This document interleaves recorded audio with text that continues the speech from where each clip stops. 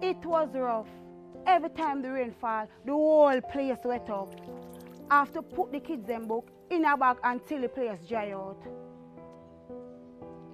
Ah boy, I couldn't afford a new roof.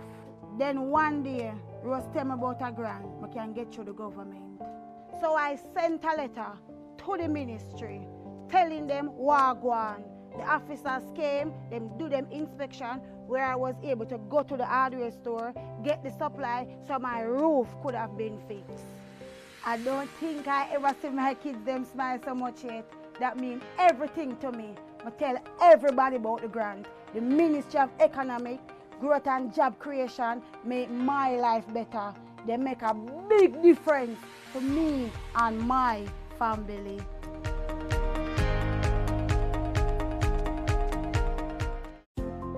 Jamaicans, practice proper disposal of garbage, and if items can be reused, recycle them. We all have a part to play in protecting our environment from pollution. We are building Jamaica. We want a piece for Jamaica. Yo, what are you? Oh man, none of that. Yo, no brother, no man. You see you ever play ref? Dirty game, yeah, play. but like a bad game. No, I said, person who come from brother, I want to live good, man. I want to live good, brethren. No shake hand, I can play like a bad, brethren. Really have to shake hand? Yeah, man, and no badness, brethren. Just live good, man. That's it. Come together as one and make the violence done. Do your part to prevent mosquito breeding. Mosquitoes will breed in any container that holds water. Tightly cover water storage containers such as drums, barrels, buckets and tanks. If this cannot be done, pour cooking oil on the water surface. Punch holes in all tins, plastics and beverage boxes to prevent the collection of water before disposal. Cover all tires or fill with dirt to prevent water collection. Scrub all vases once per week to remove mosquito eggs. Use mosquito repellents to protect yourself from mosquito bites. Dispose of garbage properly by placing in plastic bags and securing properly to prevent water collection. A message from the Ministry of Health and Wellness.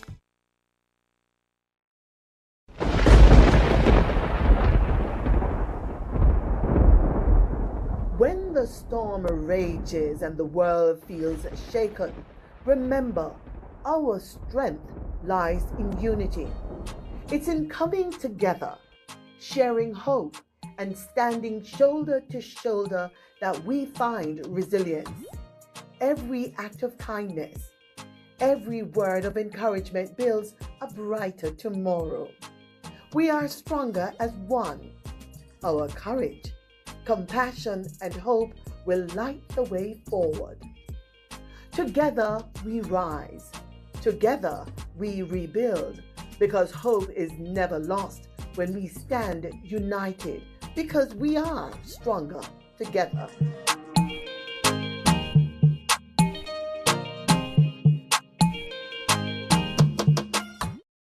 The following is brought to you by the Office of the Prime Minister. Jamaica is changing right before our very eyes. Across the island, billions are being invested into our road networks, from farm and community roads to major roads and highways. Dozens of communities across the length and breadth of Jamaica are receiving access to reliable potable water for the very first time. And thousands of Jamaicans have become homeowners thanks to the historic shifts in policies of the National Housing Trust, making it easier for Jamaicans to receive funding. Not to mention the record number of houses being built. Never dreamed you would own a home? No matter your circumstance, home ownership is possible for you, thanks to the government's new social housing program specially designed to meet the needs of poor Jamaicans at no cost to them. We are building Jamaica. The proceeding was brought to you by the Office of the Prime Minister. Welcome to Island Life Jamaica. Experience paradise like never before. From our nation's rhythm to the tranquil shores of our beaches. Discover the real Jamaica through the eyes of those who call it home. Island Life Jamaica, where every story is as beautiful as the island itself. Island Life Jamaica premieres the last Friday of every month at 8 p.m. Don't just visit paradise, live it. Yo, babes, why me I call you so much time and I not get you? Sorry I lick you again yesterday. You know me mess up, but you can't wear them something there road and expect me to react. I know I'm jealous and fool and easy to lose my temper, but call me back here. Still not get tired. Hey, girl, think me have to call your phone? You know who you deal with? You think I want to lick me again next time? Eh? It doesn't have to be this way. You can leave an abusive relationship.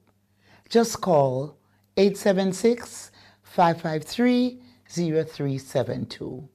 We will help you.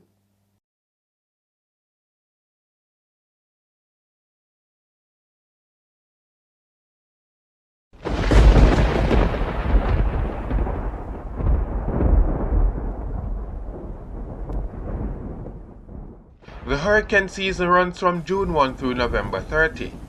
It normally peaks between August and October. Be prepared. Do not park your vehicles under trees, power lines, or low-lying areas. If you can, fill the gas tank of your vehicle and make sure your spare tire is in good condition. Keep a small emergency kit with food, water, and medication in your car in case you are stranded. Do not take a chance and drive through floodwaters.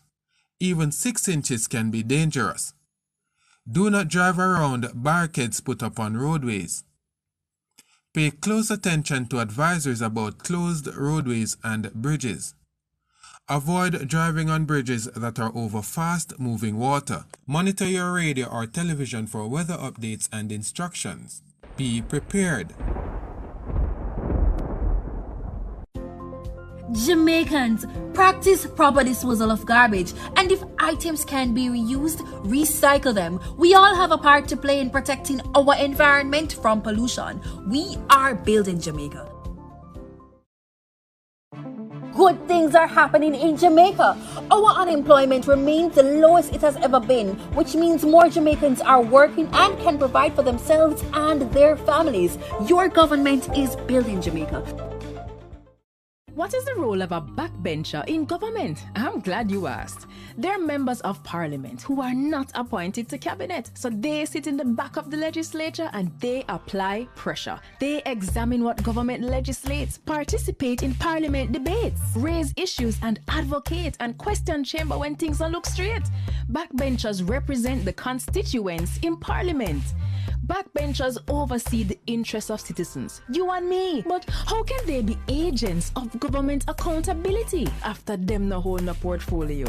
And them and a minister? No. So then how can they facilitate government transparency? And the next thing, them on a front bencher. So how them affect me? You see, a lot of work is in committees. So these portfolio-free MPs with less dire responsibilities are more accessible to you and me. So they help with policy, but it helps if we engage them, you see. So they're not just in the back benches, but on the ground, in the trenches. Though in the back of parliament, we're at the front of their cause. So pause. Find your backbencher at jampja.org.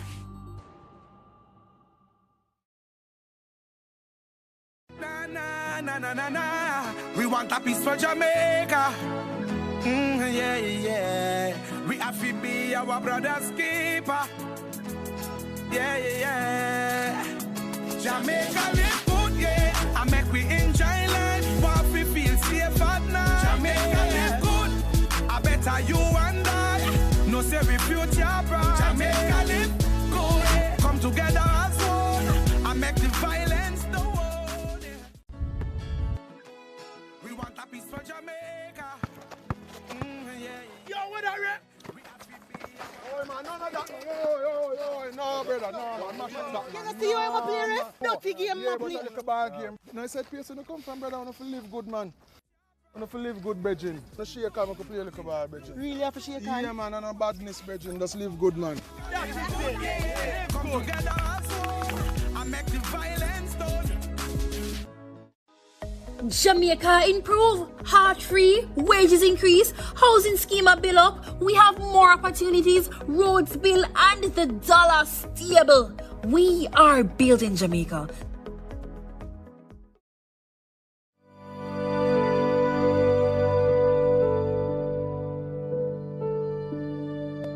I'm not allowed to speak for myself.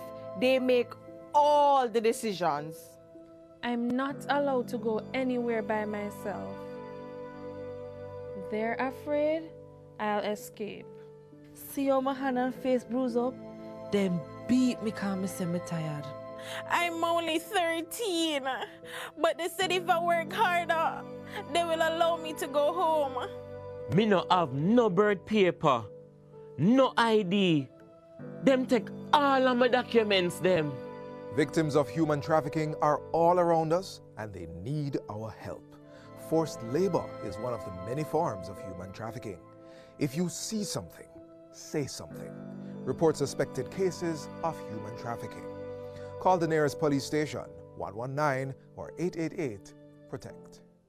Dengue is ordinarily a mild disease. Persons may get a fever, headache, joint and muscle pains. The illness is often resolved through rest and adequate hydration along with paracetamol to treat the accompanying fever. However, on occasions the illness can progress to severe dengue, which can result in organ failure, bleeding and severe fluid depletion that can lead to shock and even death. Therefore, it is important for persons who are experiencing fever, vomiting, severe abdominal pain, bleeding under the skin, feeling very weak, or getting confused to seek immediate attention. Let us work together to protect ourselves against dengue. It was rough.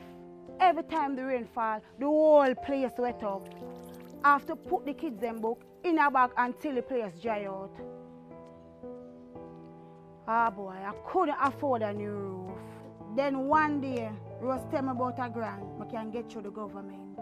So I sent a letter to the ministry telling them wagwan. The officers came, them do them inspection where I was able to go to the hardware store, get the supply so my roof could have been fixed. I don't think I ever see my kids them smile so much yet. That means everything to me. I tell everybody about the grant. The Ministry of Economic, Growth and Job Creation make my life better. They make a big difference to me and my family.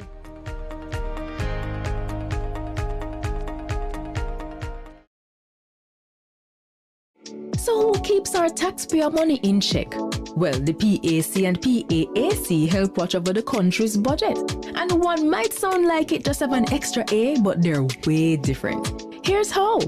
The PAAC and PAC are two committees that watch the money. The Public Accounts Committee reviews government projects after them close. They do a post-audit check to see what problems arose with the costs and call officials to explain decisions that cause budget mismanagement. And then they recommend corrective action. So the problem will happen from when, not happen again. But what about the money we are spending right now? The PAAC. That's how Public Administration and Appropriations Committee pretty much means your money will protect as it happen, we check. While projects go on, things are accurate. As government spend the nation's budget, PAAC reviews it. They examine proposals and summon officials to find problems before them don't use it. So the PAC and PAAC are two parliamentary committees that watch over the country's wallet to protect the budget and keep it in check. And you can get involved. Just visit jampja.org.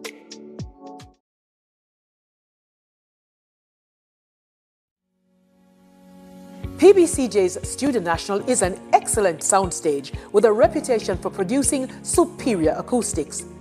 Equipped with blue and green screens, it facilitates digital insertion of visual effects and exciting backgrounds in post-production.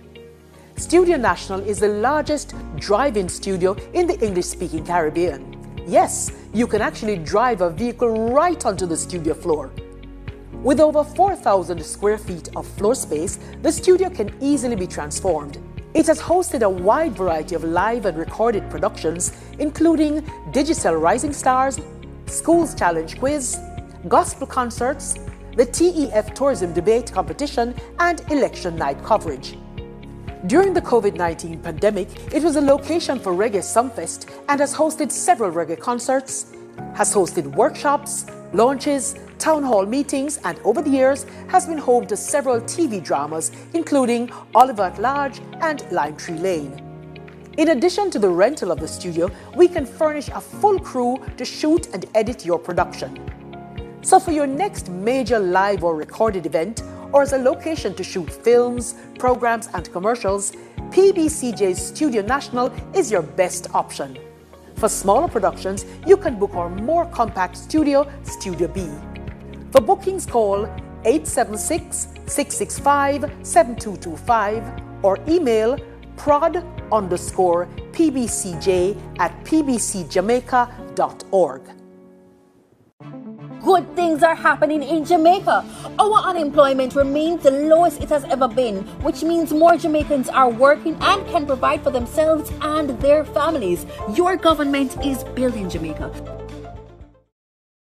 The following is brought to you by the Office of the Prime Minister. Jamaica is changing right before our very eyes. Across the island, billions are being invested into our road networks, from farm and community roads to major roads and highways. Dozens of communities across the length and breadth of Jamaica are receiving access to reliable potable water for the very first time. And thousands of Jamaicans have become homeowners thanks to the historic shifts in policies of the National Housing Trust, making it easier for Jamaicans to receive funding.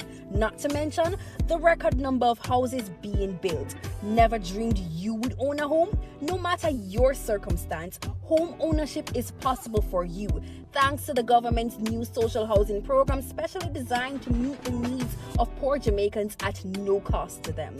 We are building Jamaica. The proceeding was brought to you by the Office of the Prime Minister. The following is brought to you by the Office of the Prime Minister. Your government is empowering you through education, training, and development. That is why we have removed all fees for every Jamaican accessing training through the Heart NSTA Trust. So, whatever you desire training in, food and hospitality, beauty and cosmetology, housekeeping and hotel management, welding, carpentry, masonry, or any of the dozens of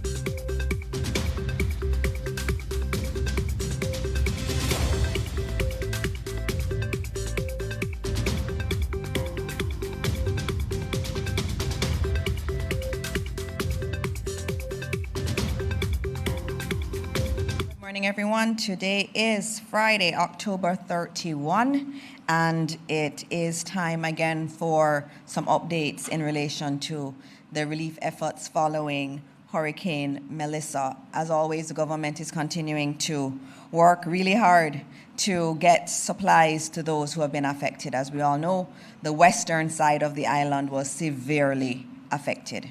And so we are working to get relief supplies to them, food, get water to them, and also to assist them in the rebuilding process. So today we're going to give you a lot of updates. At the start, I'll give you some updates based on questions that have come in from the media, that I keep getting questions. And so I'm going to start with just an announcement from Cabinet. Yesterday in Cabinet, several subcommittees were established. This is going to be the priority of the government, and we have to have all cabinet ministers with all hands on deck to treat with this. We have never had a Category 5 hurricane in our country. The devastation on the west is unimaginable. And so after Cabinet met yesterday, several committees are now working. The main committee, the Relief and Recovery Oversight Committee, has been established. And that committee will be co-chaired by Minister Mackenzie and Minister Vaz. So both of them will co-chair that subcommittee of Cabinet. Other members of that committee will be Minister Charles, Minister Samuda, Minister Wheatley, Minister Johnson-Smith, and I see some minister named Dana Morris-Dixon also on that committee.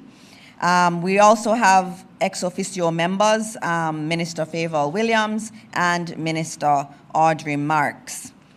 We also have a private sector committee that will look at bringing together the private sector. There's so many different private sector players that want to support. And so in terms of coordinating with what government is doing, we have a new committee that has been established, and that will be co-chaired by two very important individuals, right?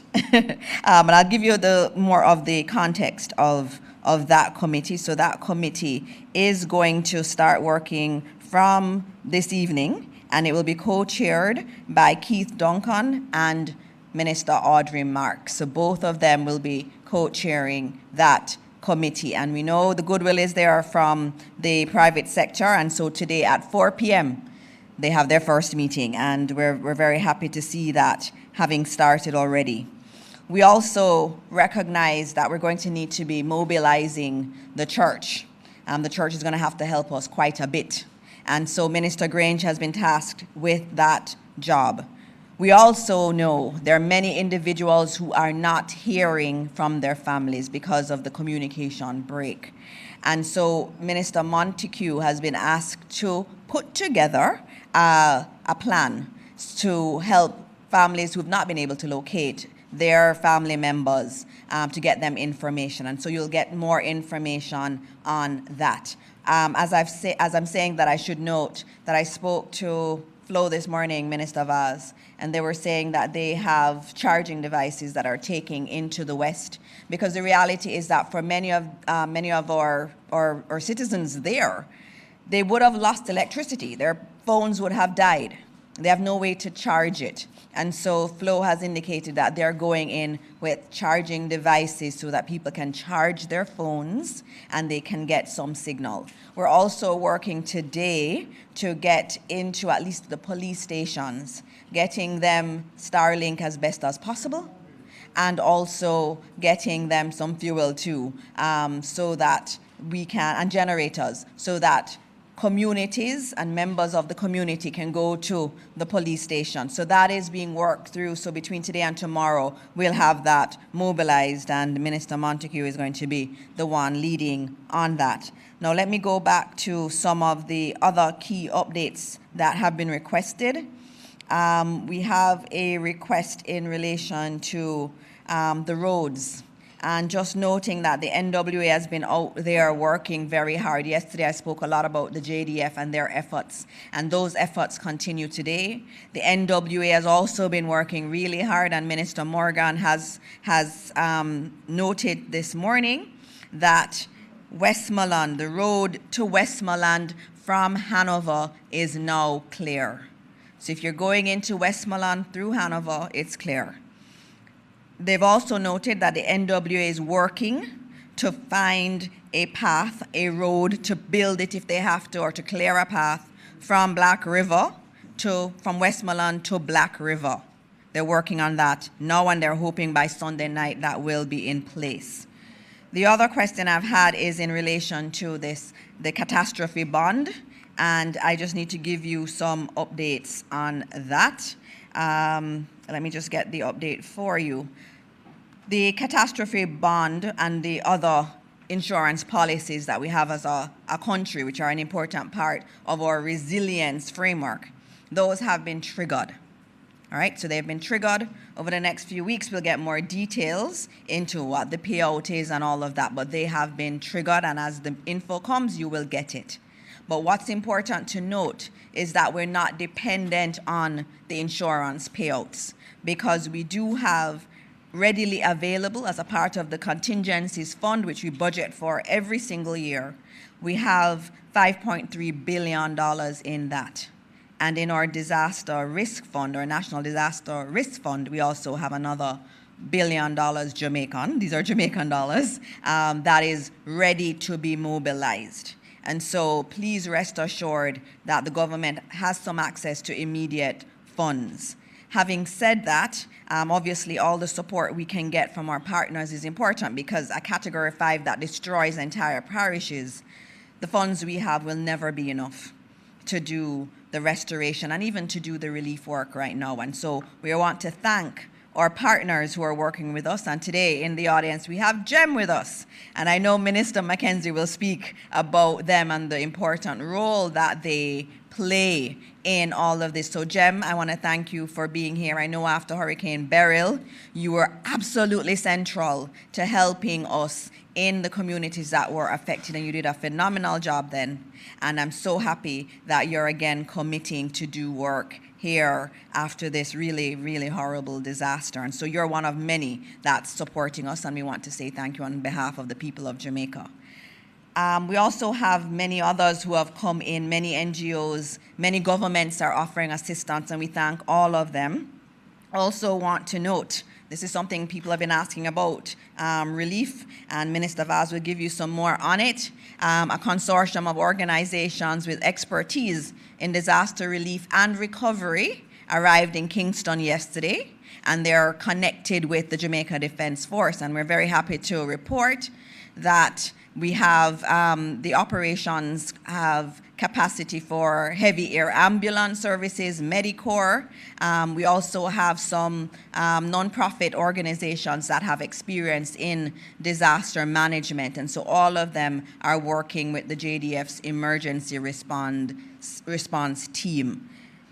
In terms of the Prime Minister has been out looking at the damage and coordinating all of his ministers. Yesterday, the Prime Minister did Hanover and Westmoreland. And so today, he will be, obviously dependent on the weather, doing Trelawney, Manchester, and St. James. The interior of the island also was very much affected, Minister Marks. I know in Manchester there is quite a bit of damage, and we're also hearing reports from Clarendon. And so the Prime Minister will be looking at those areas today. The members of the media had asked previously if they could travel with the Prime Minister on his helicopter. We weren't able to accommodate before, but today we will have 2 members of the media that will accompany the Prime Minister. And if we have access to other helicopters on the weekend, we will also extend it to other members of the media. The last thing I will speak on today, we've been asked about the death toll, and I know this is the one that breaks everybody's heart. Last night I would have reported that there were 19 confirmed deaths, 19 Jamaicans who lost their lives. And this morning, I've confirmed that that number has not changed. But we have reports that are quite credible of the potential of 4 bodies being in Westmoreland that need to be retrieved and 1 in St. Elizabeth. We do not count the numbers until the JCF has been able to go to the site and retrieve the body and confirm it. So we're still at 19 confirmed, but we do expect that that number will change today. And when the number changes, I will let you know. These are Jamaicans who we're so devastated to know that they have lost their lives. Every single life that is lost is a huge tragedy. And so I know that these numbers are distressing, but know that we're doing our best to retrieve the bodies and provide support to those families that need it. In the press conference today, you're going to hear about other relief efforts that we are doing, and we have to work quickly because we want to also save lives. That's also a part of what we are doing here and in terms of the relief efforts. And so that is the death toll, and I ask for everybody to just pray for those who are in these affected areas. Pray for those families who've lost their loved ones. It is never easy to lose a loved one, but to lose a loved one and also to be in this state where all around you is devastation is even harder. And so we will give you more updates as we get them. But now I'm going to move to my ministers. And today I have many ministers with me. I have Minister Mackenzie, I have Minister Vaz, I have Minister Charles, I have Minister Marks in the room also, and I have several senators. I have Minister Abka Fitz-Henley, and I have Senator Keith Duncan here in the audience with me, and I have the chair of ODPEM, Mr. Sweeney, is here also. And so I'm going to move to the updates. Minister Vaz, new co-chair of the new committee, I'll have you go first, and then we will hear from Minister Charles in relation to the relief efforts.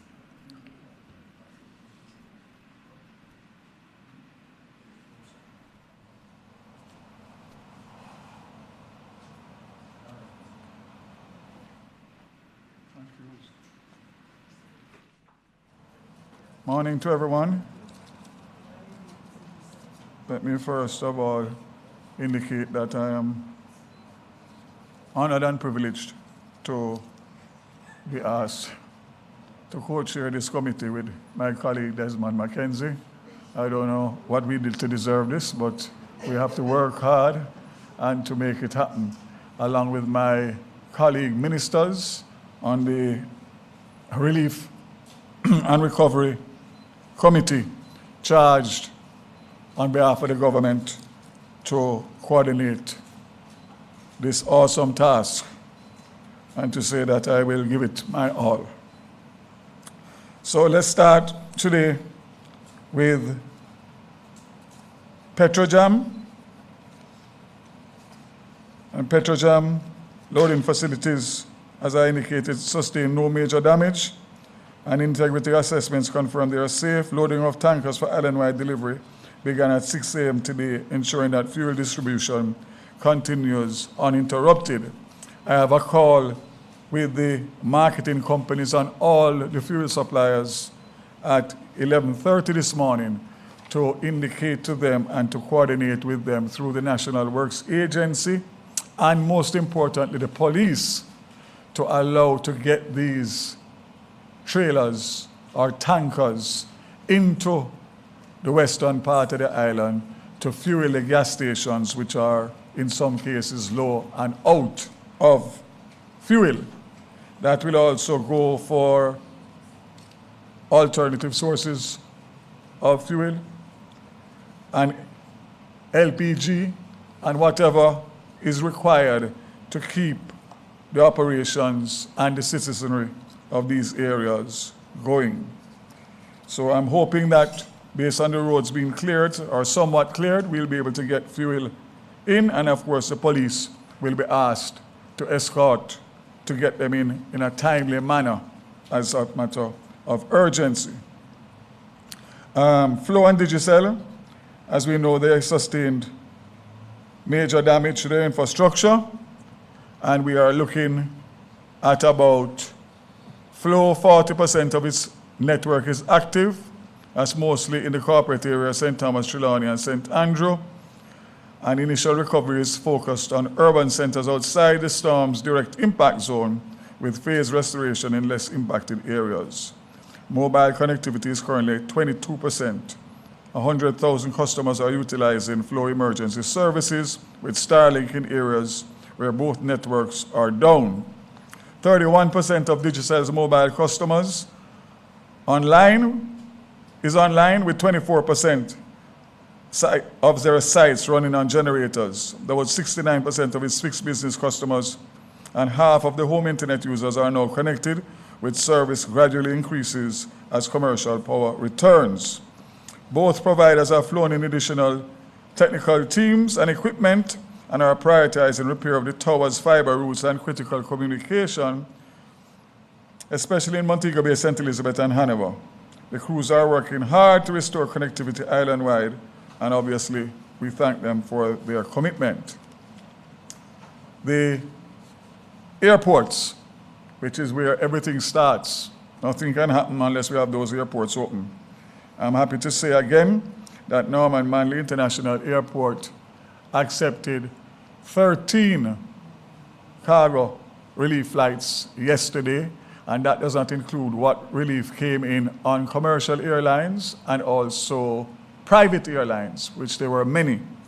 I'm happy to say that both commercial and relief operations continue at Norman Manley International Airport, and we are expecting in excess of 20 cargo flights coming in today.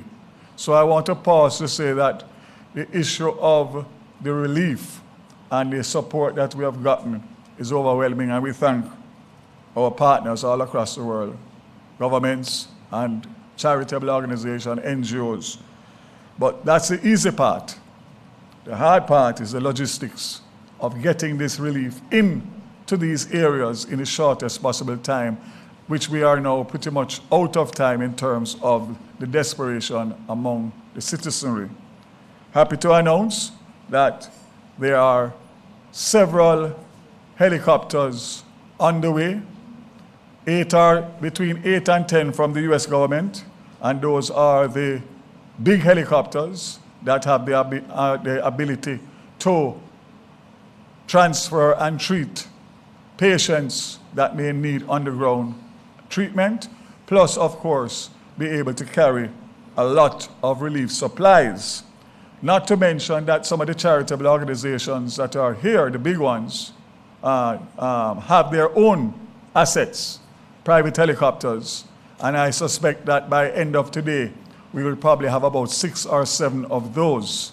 What we will do with that is to coordinate between the JDF, who will be overall in charge of the flight operations of those helicopters, and of course, the non-government organizations who are anxious to get out there, and of course, the government's response through Ministry of Labor and Social Security and other arms of government to make sure that we have a smooth logistics trying to get into as many communities as possible at the same time or in succession.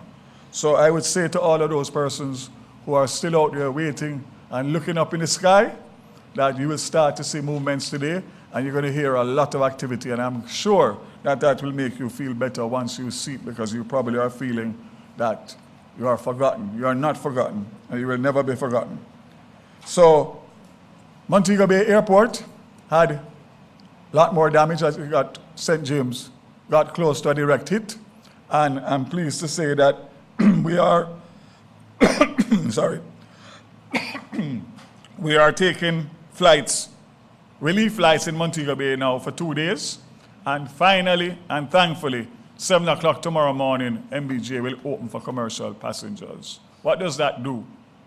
That allows us to get out all of the persons, the tourists especially, who are here and need to get out, and also more access for commercial and relief supplies, persons who want to come back in to help and persons who want to go out. We will be operating out of 3 airports for relief and commercial flights. the 3 international airports, Ian Fleming International Airport, Montego Bay tomorrow, and of course, Norman Manley, which was back up and running.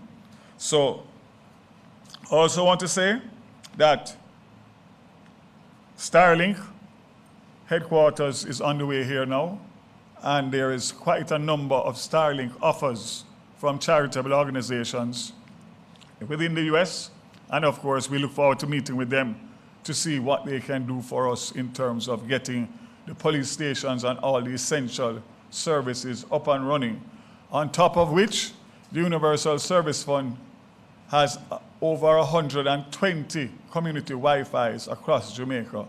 We're going to use Starlink to get them back up so persons in communities that have been affected can get service, free service, to be able to communicate with their loved ones and, of course, throughout the challenging time of the recovery effort. Happy to say that Minister Dixon mentioned it about international companies with disaster logistics experience. Well, we are thankful that we have 2 offers locally that I want to especially mention. The Honorable Danville Walker, OJ, who was made in charge of the ONR, Office of National Reconstruction, after Hurricane Ivan in 2004, 21 years ago. And he was given an OJ, Order of Jamaica, one of the highest honors for his work there. And he is going to come on stream full-time for the Cabinet Subcommittee to be able to liaison between the government apparatus and, of course, our private sector partners, etc. The other one is the outgoing or former UK High Commissioner, Asif Ahmad, who also was given an honor in his home country of the UK after being in, I think it was the Philippines or Thailand, one of those countries that had a major typhoon, and he was at the head of the relief and recovery. He's now based in UK after leaving Jamaica's shores, but he has assured us that he will be here next week to assist us in whichever way. I want to thank both of them, and we look forward to the expertise. But I want to go one step further. This government and this committee will never ever say that we know everything. As a matter of fact, in most cases we know, for me in particular, I have no expertise in this other than a little common sense, which is not very common. However, I can say that we will not feel that we are so important and so powerful because of our ministerial position, our member of parliament, our cabinet. We will seek and put together the finest team of local and international disaster logistic experts to carry us through this quicker, faster, and better. So I want to reassure the country that under the leadership of this committee, co-chaired by Minister Mackenzie and myself, we are open to all and every advice, all and every resource, all and every prayer, and whatever else comes with it. We know the responsibility that we have, and we will make sure to deliver on the confidence that the Prime Minister has placed in us. Tolls remain open. Disturbing reports about extortion and charges on the toll, but more so the fact that there's a safety concern that I want to raise. Because the toll booths are open, Desmond, and the sticks are up, people are driving through them at in excess of the speed limit on the highway, which has caused accidents in the past and is going to cause more if it continues. I am pleading with every motorist that uses the east-west and north-south highway. Please, we have enough problems on our hands now than to overburden the hospitals with irresponsible behavior, injuries as a result, or death as a result of irresponsible behavior. Just slow down and respect the toll booths and respect the attendants that are there so we don't have any more incidents. And other thing I would say on transportation is I've gotten disturbing reports that the public passenger vehicles licensed by the government of Jamaica are overcharging already. Not overcharging in West Welland because they can't carry anybody down there. Right here in Kingston and St. Andrews, Spanish Town, Portmore, St. Mary, all of the areas that are unaffected, they are overcharging, in some cases, 50 to 100%. I am sending a warning, and I'm putting the Transport Authority on alert. Zero tolerance. Zero tolerance between the police and the Transport Authority. Carry out as many sting operations and seize as many.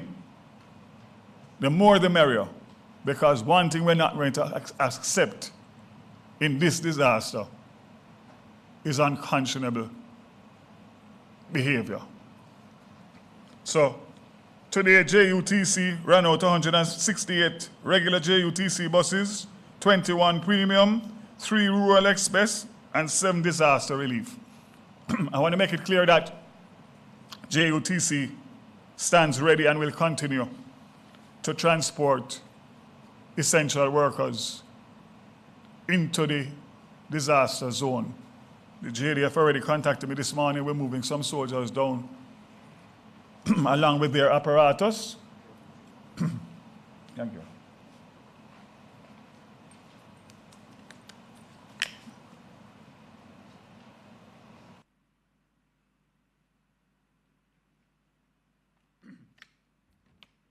I think I may need a hydration drip daily between now and that time.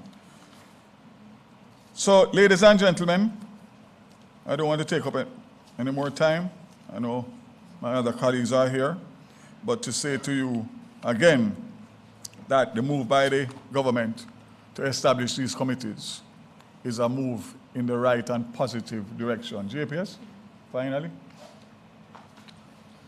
Importantly, better late than never, eh? Over the last 24 hours, this is an 8 a.m. response. And I had words with the president of JPS on coming here and told him that as of today, he's to revert back to the Beryl way of reporting. The communication that is coming out is not enough. Not enough to me, and it's not enough to those who are affected. So it's not only the amount of people who have been restored. It's how many more are to be restored and what is the projection for them to be restored. So even in Kingston and St. Andrews, right in and around where we are, there are people with no light. All they want to know so that they can plan their business is what is the issue and when is it expected. He told me that Kingston and St. Andrews, he's expecting the entire Kingston and St. Andrews to be back up by Sunday. I told him that's not good enough. He needs to publish, as they used to do on their social media and through their communication network, exactly where we are every day, which communities can expect, and when. So let me just give you a quick one, because this is so important. 27,000 customers in the parishes of Kingston, St. Andrews, St. Thomas, St. Catherine. Kingston and St. Andrews will be restored 90% by Sunday, November 2nd. St. Thomas, 90% restored by midnight Sunday. St. Catherine, 75% restored by midnight Sunday, November 2nd. So we still want to hear about St. Mary and Portland and the others. The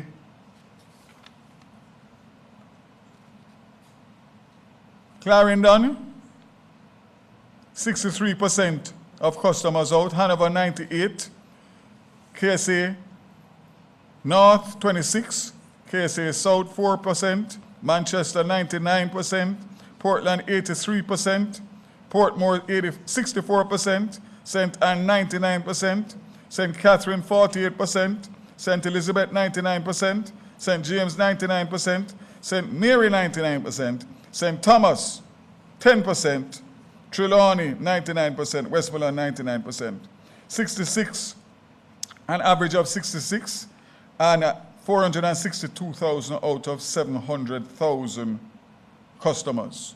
So I commit to all the customers of the JPS that as of today you'll be getting more detailed information, and you have my commitment that we will stay on them until such time as full restoration in the unaffected areas and a plan, comprehensive plan for the affected areas within the next few days after the assessments have been completed. Again, let us take time to continue to pray for our brothers and sisters in the West, and every opportunity that you get a quiet moment, I encourage you to do that, because only that will take us through this crisis. God bless Jamaica, and God bless you. Thank you, Minister. Thank you, Minister Vaz, for your update, and I know that they are much appreciated, and I can tell you Minister Vaz is not stopping to work. I saw him sending messages all through the night, and so thank you, Minister Vaz. Thanks to the entire team for the work that they are doing. I believe we now have the update from the NWC. Usually you'd get that from Minister Matthew Samuda, but this morning you are not going to be hearing from him. You will get Mr. Delano Williams, the acting corporate public relations manager at the NWC, to do a quick update on where we are in terms of restoring water to households.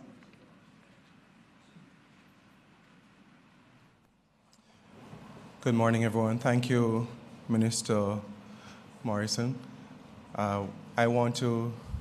Morris Dixon, beg your pardon. I want to, again, just remind us of the tremendous task that we have, but more so also just a tremendous responsibility as collective Jamaicans in our response at this time.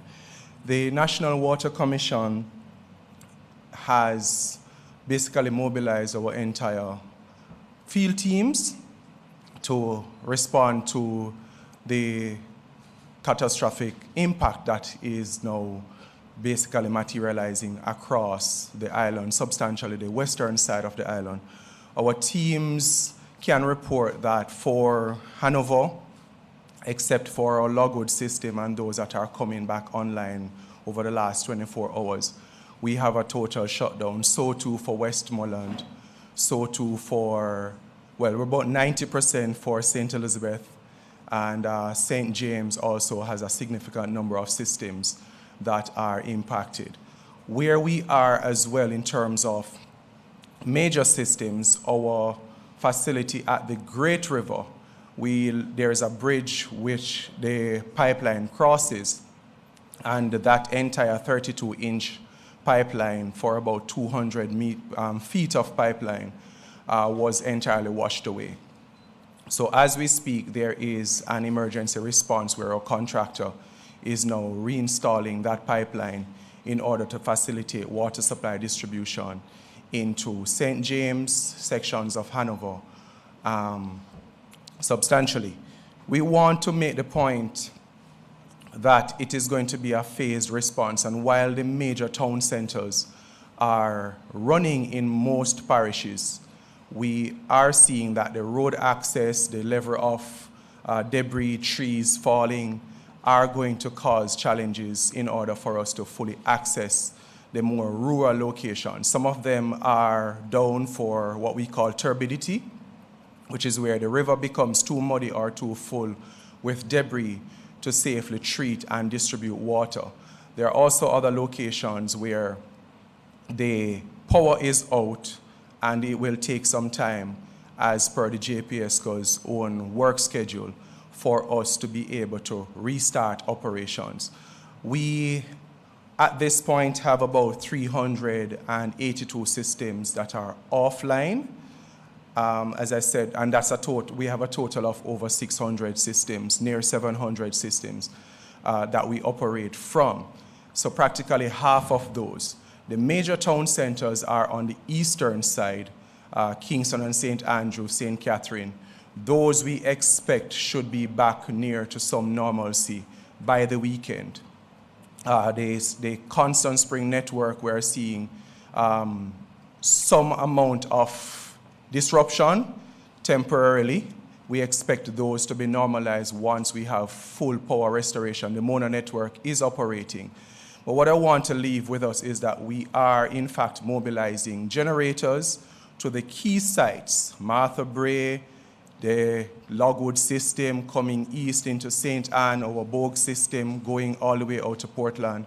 Similarly, in the Black River area, Westmoreland area, we're targeting the placement of the generators to ensure the continuity of water supply. As access becomes available, we will move water trucks, water filling stations into those, and our contractors, plus our own fleet at the NWC, has been already mobilized and put on notice so they can get to the sites as quickly as possible. We maintain our communications through our WhatsApp channel. Our contact center is also available for persons who want to make reports or make queries on their restoration times. I may just share, Minister, with the public again the contact center numbers: 888-225-5692. That's 888-225-5692 or 888-CALL-NWC. And that allows you just to make your reports if your area is not yet restored, or to query as to what the restoration time ought to be. Pretty much, again, we just want to thank the public for what will be an exercise of patience in the areas where they do not yet have water, and we're looking forward to continuing the restoration process. Thank you.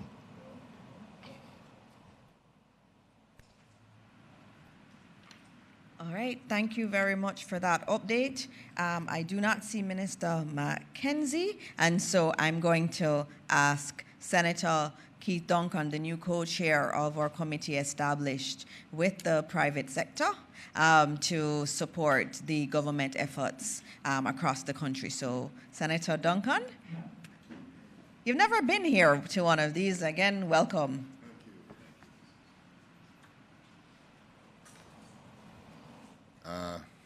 Good morning, ladies and gentlemen. Morning to the our Jamaican brothers and sisters out there. Jamaica has really faced a catastrophe. There are hundreds and thousands of our brothers and sisters out there that are suffering. And I was happy when the Prime Minister asked me to co-chair, happy to support this effort in terms of a coordinated and structured approach, because there's a lot of goodwill in the private sector. The private sector is very clear that they need to step up to the table. Meetings have already started along with other ministers in terms of addressing the immediate need in communities. I'm happy to work along with my co-chair, Minister Audrey Marks, in this regard. What is more important that it is a public-private NGO aid agency, a coordinated, structured approach that is data-driven, that ranks vulnerable communities, that ensures that we're getting to the areas of greatest need, that ensures that there's a delivery mechanism in place to get there in a timely manner, that ensures that it is a coordinated mechanism that works across ODPEM, who has the responsibility, the legal responsibility to execute, along with the Ministry of Labour and Social Security, along with the private sector group that will come together to ensure that that coordinated mechanism is effective, it is working seamlessly, and it is getting to the beneficiaries who are in great need as we speak. So we are looking forward to working together around this in the spirit of partnership, and ensuring that this mechanism works as effectively as possible. And therefore, we're meeting as private sector heads. I myself, being a former head of the private sector organization of Jamaica, we'll be meeting with the private sector heads from the Jamaica Manufacturers and Exporters Association this afternoon, along with, that is Catherine Silveira, the head of the PSOJ, Mr. Mitri Siaga, along with Mr. Emile Leiber from the Jamaica Chamber of Commerce, And we'll be looking to pull in business associations across the island into the effort in the different chambers of commerces like in Westmoreland, St. Elizabeth, and all these areas, all this business community. What we're trying to do is coalesce and pull together the resources that the private sector want to be able to donate, but they want to see it being done in a structured way to ensure that these resources are harnessed and they are needs-based, and they're going to the most vulnerable in our population as we start this relief effort. We're happy to work with the NGOs because we have worked with NGOs in the past, and that's an effort that we want to do to ensure it's coordinated. So while I really never signed up for a lot more work, more than the senator work, I'm willing to take this on at this point in time because I believe I can add some value in terms of pulling the actors together to ensure that we have the best response possible for Jamaica. Thank you very much. Thank you, Senator Duncan, for that. And again, we note that this is going to take the entire country working together to get us back. And so anywhere we can find the expertise, if it's Senator Duncan and the entire private sector, we know there are so many wonderful people in the private sector that want to support. And what we're doing is opening up that avenue. If some of you want to help me in my role, we're here for that too. And so we understand that there's expertise outside of government, and that's what we're trying to harness. And so we thank Senator Duncan for agreeing to chair that committee. And now we're going to be moving on to Minister Mackenzie for his updates.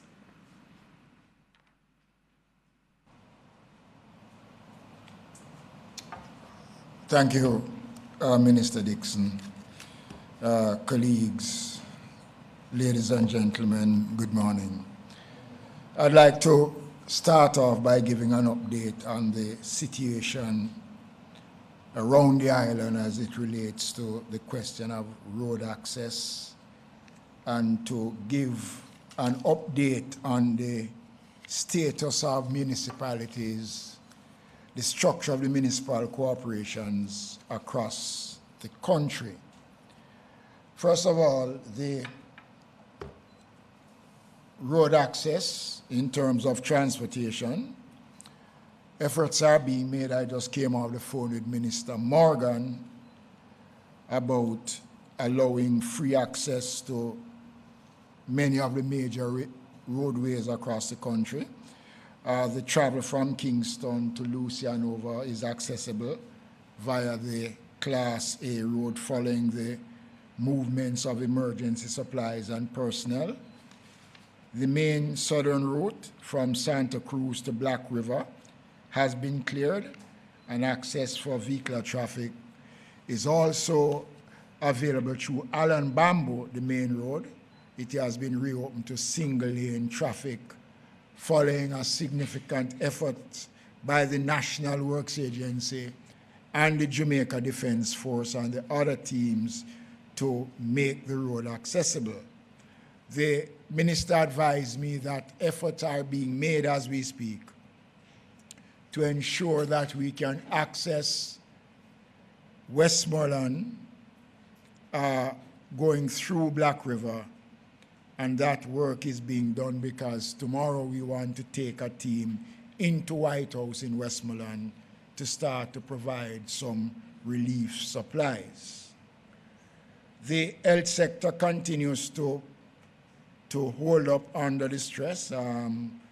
The Noel Holmes Hospital in Hanover has been impacted, and 18 patients were successfully transferred or relocated to Cornwall Regional.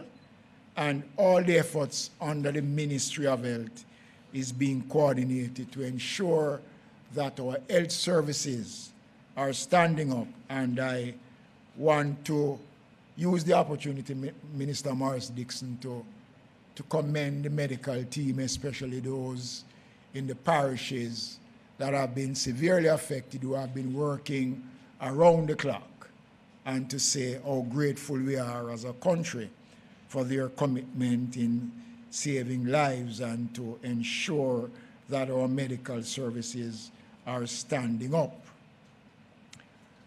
The municipal corporations have been doing their fair share of work, and over the last couple of days, community roads, municipal roads, over 500 of those roads have been cleared, and there are free access in many communities. I must stress the point that in the parishes that are severely impacted, work is being done, but the challenge there are extreme, and a lot more over the next couple of days will be done, because the committees that have been meeting to look at the way how to tackle some of the problems there in many of the communities that have been affected.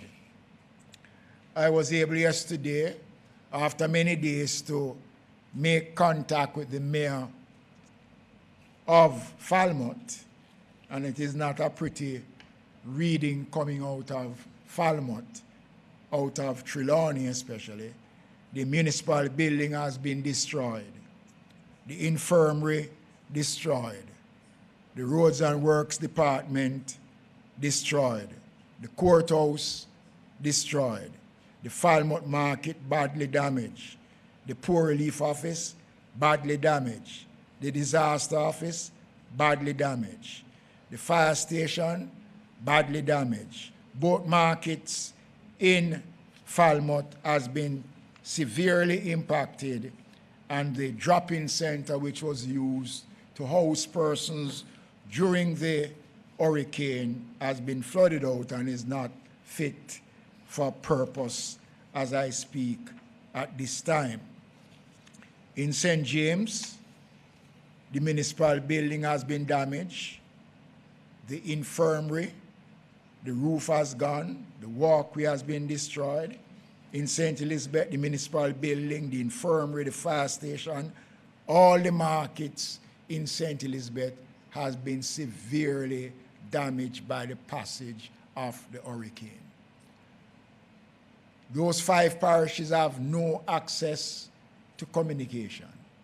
And one of the things that we are going to be doing as a part of ensuring that the municipalities and the mayors have some level of communication is that we'll be providing Starlink to all 5 parishes to allow them to have some level of communication with the wider Jamaica.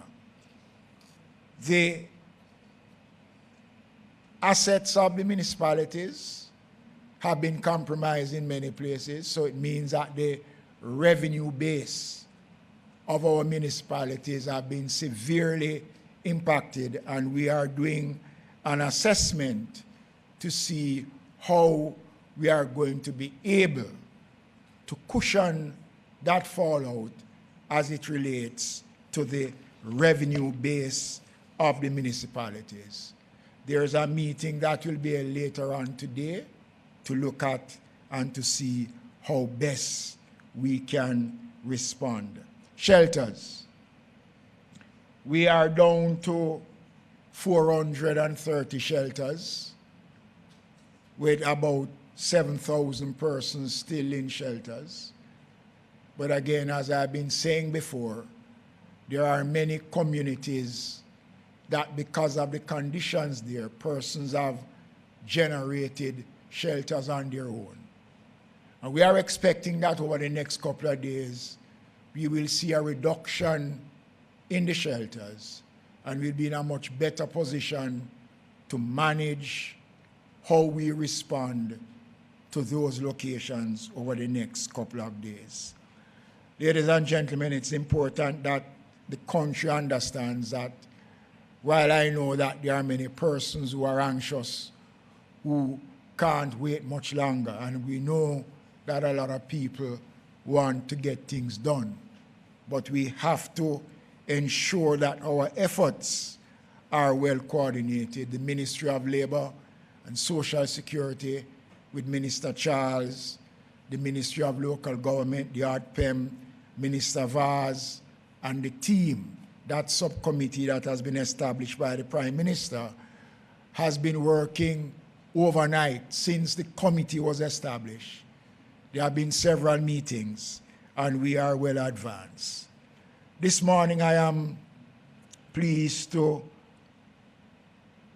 advise the country that one of our partners, GEM, this international organization, came in country yesterday, and they are here headed by Michael Capone. Michael Capone is here along with his team. And later on today, one of the first signs of their commitment in working with the government and people of Jamaica is a visit to the transitional center in Kingston, where the homeless population is, where they will be providing care package to the homeless population. And tomorrow, we'll be rolling out, along with the ADPEM and the Ministry of Labor and Social Security, various teams to go into Black River and White House in Westmoreland tomorrow. I want, on behalf of the government, to thank Michael and his team.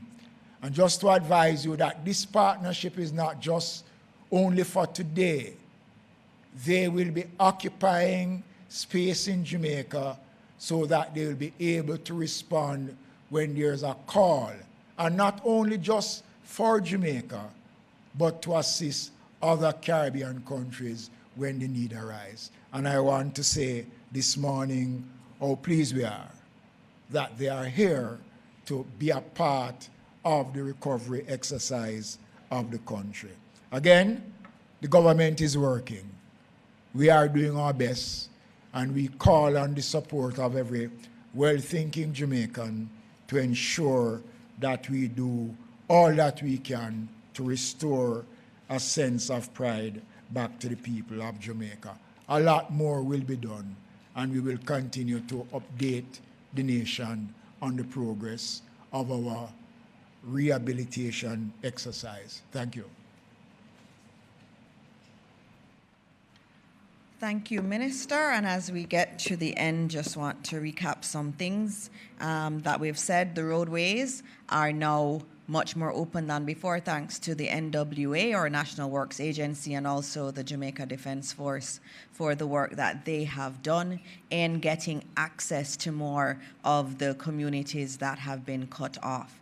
Additional work will be continuing into the weekend so that we have more access to those roads. In addition to that, we had the question again about the number of fatalities. Again, that number is 19, a heartbreaking number. We know that there are other confirmed, or not confirmed, but we have other indications that there may be other bodies that need to be collected, and the teams, they're working to get to them today. Food distributions have started. There are convoys working with the JDF to get them out. As you heard, we now have other equipment that has come in. More helicopters have come in, and those are going to be used to drop food to those who need it. Right as we speak, Minister Vaz had to leave to go to the airport to help with the clearing of some of those new helicopters that are coming into the country. We need all hands on deck. The entire cabinet has been mobilized to do everything that is possible to get relief to those who need it. We thank all our private sector partners, all of our NGOs, GEM, for being here today. Thank you, as always, for your support. All the countries around the world who have supported us so beautifully, we thank you so much for all of that support that you have given, and we will continue to get food and water to those that need it, and obviously it is very critical that we do that as quickly as possible. I'm going to take some questions. I know I have one. Minister Mackenzie, you can just join me here because we're going to take all these questions that may come, and I don't think there should be too many, but we'll see.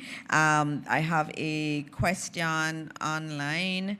Let me get to it. Which said, it's commendable that the government has this cabinet subcommittee that has been established. They want to know about localized committees, and I would love for you to talk about or mechanism that we already have in place at the parish level that will then feed into this cabinet subcommittee. Okay.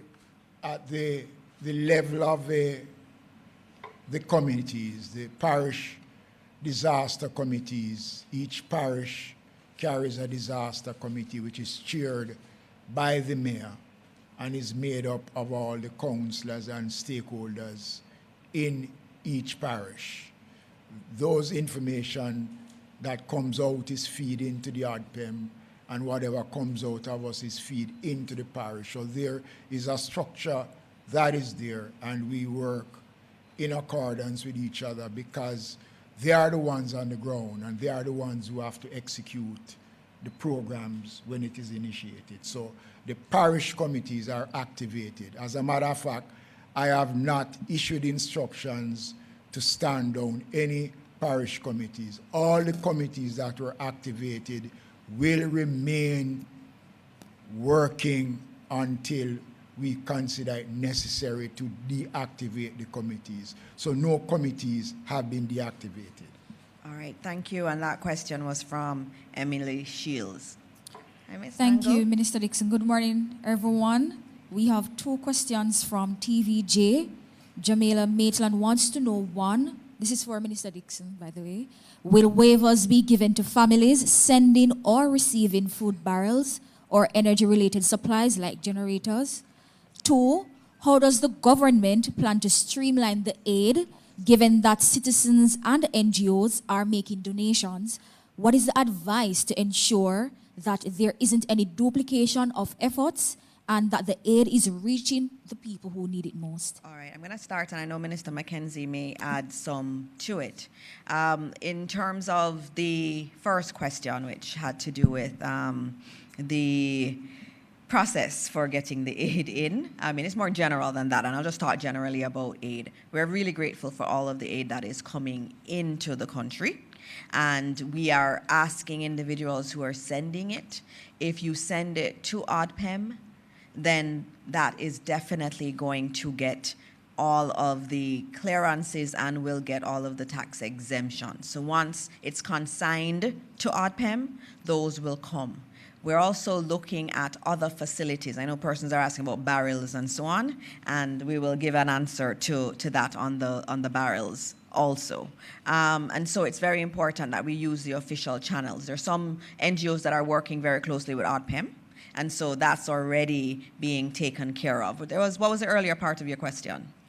Well, you would have answered the NGO's part. They basically want to know, just to avoid duplication of efforts, what are we doing as a government in terms of we just want to ensure that the aid is reaching the people who need it most. Yes, so and that's the key just thing. to avoid the duplication. And that's the key thing. In Beryl, we had reports that, you know, people would get from different organizations who are working in the space. And that's why ADPEM, the committee that PM has just appointed, is very important, because what we're doing is we're collecting the data from the field. Minister Mackenzie spoke about the parish committees. They're reporting in on a daily basis, even at our emergency center. That's still alive now.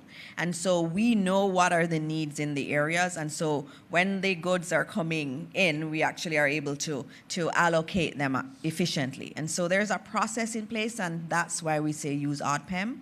But many of the agencies, GEM is working with ADPEM. The other NGOs, many of them are, but some are not necessarily working with ADPEM. So let's make sure that we're using entities that are aligned with ADPEM and is being coordinated with them. No, the question of duplication, you know, is that something that you're going to get away from.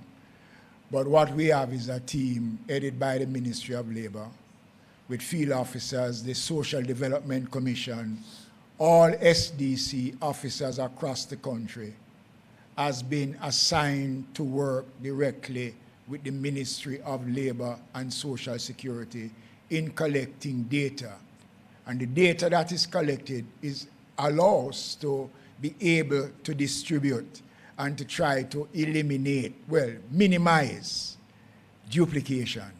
And there's a DAR team that is presently out, headed by the JDF and others, that is out there doing the assessment. I want to mention also that Liz Riley, head of SEDEMA, is coming into country today, and she'll be here to assist us also in that process. But to answer that question, duplication is going to be difficult to cut out. And we will be using whatever methods we can. I know that some of our partners will have their own method of how they will handle their distribution. So we will work to try to see if we can minimize the question of duplication. When it comes on now to the rebuilding phase, now that is a different thing. And I remember the Prime Minister saying to Jamaicans before the hurricane came, one of the things you must try and do is protect your documents. So your passport, your ID, that is going to be a means of identification, and that is going to become critical. Morning, everyone. Mahiri Stewart, Nationwide News here. Question for the two ministers now. In terms of the amount of aid that we see coming into the country, as well as the amount of civilians across the country that are going into the western end to help, is there any fear that there may be, how do I say this, a problem in terms of traffic flow, in terms of too many persons going in at one time, and what's being done to manage the amount of persons going in so that the necessary things can get there in the necessary time? Well, let us put it this way. The government recognize that that is going to be possible, because a couple days ago, just trying to get into Allen Bamboo, you had 4 lanes of traffic on a road that was only built for 2 lanes of traffic. So we understand that. The security forces have been briefed, and they are looking at the logistics around how this is going to operate. And over the next couple of days, you will see things that are rolling out that will speak to the steps that the government will be taking to ensure that we don't have a disaster on top of what exists now. So a proper system is being put in place by the security forces. And I'll just note, yesterday I had said, if you don't have to go into the areas, don't. And that's still the case. If you don't absolutely have to, we have a lot of convoys going in. Yesterday, our JDF teams were struggling because they were fighting with the traffic. In some areas, 4 lanes were created. And so we have to ensure that we give priority to the emergency services that are trying to get into the area. Now, I know how hard it is to know that you can't hear from your family and you want to go there, but as much as possible, let's try to keep the roads clear for those who need to get in. As we said, over the weekend, by the end of the weekend, we'll have some more roads open up, and so it will be much freer flow after that point. All right, and last 2 questions for NWC. The first one would be, just for clarity, in terms of turbidity and the issue that it poses on the water systems across the country, how does the NWC tackle the issue of turbidity in order to ensure that Jamaicans get clean water through their pipes? So that was one. What's the next one? Or it's 2? Yeah, I guess the second one would be similar to the question I asked earlier in terms of the trucking of water to the communities that don't have it. How successful are those efforts given the fact that we have so much traffic issues in terms of persons getting to the western end of the island? All right, thank you. So first and foremost, the matter of turbidity is one in terms of how we respond. We do test of the facility. We check the water that is coming in. Our process at the plant itself involves sterilization, clearing of any siltation that is there, flushing of the lines, retesting before we start distribution. Once the water leaves the plant, we also have strategic points along the network that we do checks. Notwithstanding, we do advise at a time like this that customers, if they observe any adverse whether it's smell or taste, discoloration of the water, that they then observe the Ministry of Health's best practices in terms of adding bleach to the water. The trucking process is one that is a case-by-case, area-by-area. Some locations, we will have to bring the truck to a central point. We know for right now the challenge is the road access, and so we are working we are working with the security forces in terms of navigating areas such as the outskirts of Montego Bay, where we have to move trucks to and from the loading bays. So we're very, very similarly concerned, but it is one that we expect that the public will begin to appreciate the need that arises. And with the help of the security forces, we'll be able to navigate as best as we can. As I said, though, there are some spots where we will seek to remain as remote as possible in terms of taking the trucks into the locations and allowing persons to collect some water for their relief use. All right, thank you. Thank you for those questions. And before we leave, anytime any of our entities that are providing support show up for a press briefing, we always try to give them an opportunity to speak. And so the GEM team is here, and as I said, they do really fantastic work. I don't know, Minister, if you want to introduce them, but we do want to have a rep come and speak to us and tell Jamaica what you are doing.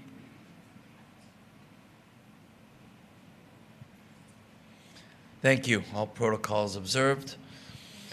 So we are a large international disaster agency that's operated in 74 countries now throughout the world, inside Gaza, in Ukraine, in war zones, in very complicated places. So we are extremely proud to be partnering with ADPEM and the government of Jamaica. We have a lot of experience in large-scale logistics. So in partnership with ADPEM now, we're working together in just amassing as much supplies as humanly possible from the whole world, including most United States and, especially South Florida, second largest diaspora region, New York City. So a lot of that stuff goes to different fire stations, different, everywhere around the United States. It gets funneled. It ends up at the GEM warehouse, a 60,000 square foot warehouse facility. We've had cargo planes come every single day. We'll keep that going.